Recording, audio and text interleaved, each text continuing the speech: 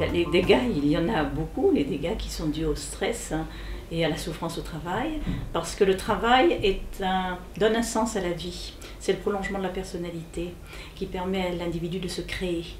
Et quand il y a un problème de stress au travail, eh bien l'individu perd le goût de vivre et qui peut entraîner jusqu'à la mort. On les voit sur les lieux de travail, tous ces suicides en entreprise, ils ont perdu le goût de vivre. Et également, le travail peut avoir, la perte du travail peut avoir des répercussions terribles sur les familles, donc au-delà de l'individu. Et les familles, le travail s'accompagne très souvent de divorces. Et on voit qu'il y a une paupérisation de la famille, il faut tout multiplier par deux foyers, de loyers, de contrats d'électricité, etc. Et les personnes souvent sont très très à court financièrement et ça peut les conduire à la rue. Et ça a des répercussions aussi terribles sur les enfants. On voit les retards scolaires, les enfants sont démotivés, ils ne peuvent plus fixer leur attention en classe, et d'où les problèmes de soutien scolaire, etc. Et puis tout en chaîne, ça se multiplie, puisque les enfants insupportables en classe rendent leurs camarades insupportables, qui rentrent à la maison, ils sont insupportables, et ça remonte aux parents qui n'en peuvent plus. Donc finalement, une personne qui va mal, et on s'aperçoit que toute la société souffre. Et ça a des conséquences absolument dramatiques. Ça a également des conséquences, évidemment, sur la santé des individus. Le coût des journées de travail perdues et de la santé de l'individu est extrêmement important. Les arrêts de travail sont nombreux, ce qui a des conséquences sur l'entreprise.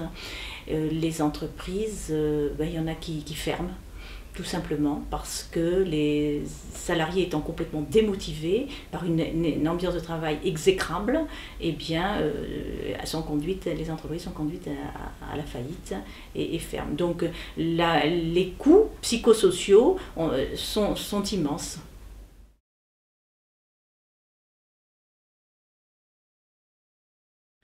Bien, parce que je crois que la justice, dont l'utilité n'est pas à être remise en compte, mais la justice marque parfois son insuffisance à résoudre justement ce type de conflits quand ils sont très humains. Tout ce qui est vivant est animé d'un mouvement. L'homme naît, meurt, croît, devient adolescent et meurt. Et bien le conflit c'est pareil, il naît, il croît, il meurt.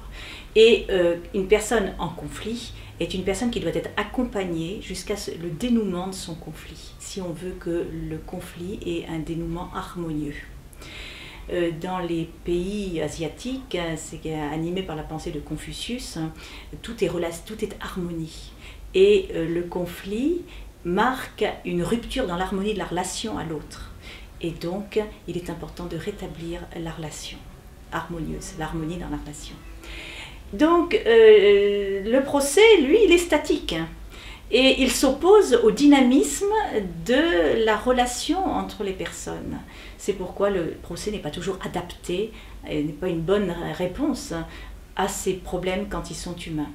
Un procès peut être comparé à un iceberg. Vous avez la partie visible de l'iceberg, et puis la partie invisible. La partie invisible, c'est la partie qui est faite du conflit personnel, interpersonnel, relationnel qu'ont les individus les uns avec les autres, et qui donne naissance à une demande en justice qui, elle, fait partie de la partie visible de l'iceberg.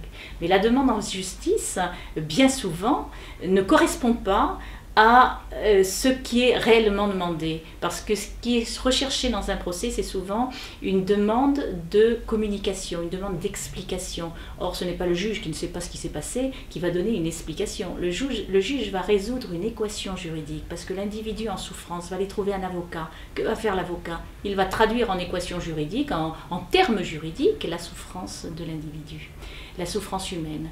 Mais le juge ne peut pas résoudre par une règle de droit une souffrance. ça relève d'autres moyens.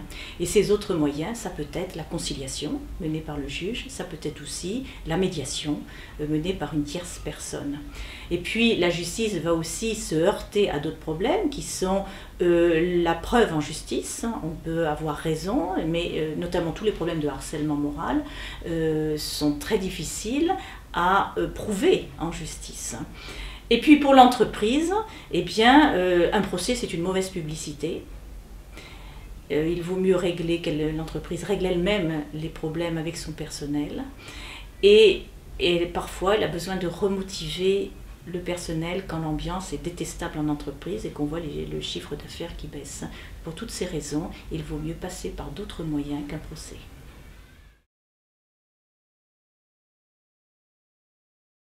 Eh bien, c'est Paul Ricoeur qui vous donne la réponse. Il vous dit le rôle du juge à court terme est de trancher le conflit. Et trancher le litige. Mais le rôle du juge à long terme, c'est de contribuer à la paix sociale. Donc, premier rôle du juge, trancher. Deuxième rôle du juge, contribuer à la paix sociale. Comment? Par la conciliation. Malheureusement, en France, nous n'avons que 10%, alors que nos voisins britanniques ont 85% de taux de conciliation. Donc, on peut faire mieux en France. Et puis, il y a la médiation. Médiation qui est nommée, le juge nomme un tiers médiateur.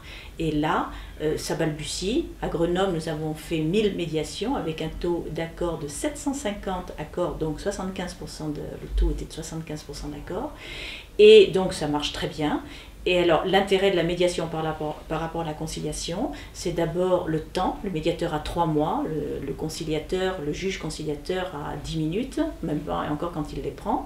Ensuite, le taux de la médiation est dominé par la confidentialité, ce qui n'existe pas forcément en conciliation. Enfin, vous avez la formation du médiateur. Le médiateur est formé aux techniques de communication. C'est un acte de professionnel. Le conseiller prud'homme qui concilie n'est pas forcément un connaisseur de toutes ces techniques.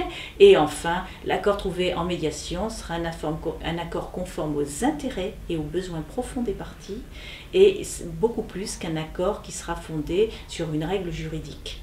Et toutes ces raisons font que la médiation est particulièrement adaptée au conflit du travail, et la conciliation est également très adaptée, mais la médiation va plus loin que la conciliation.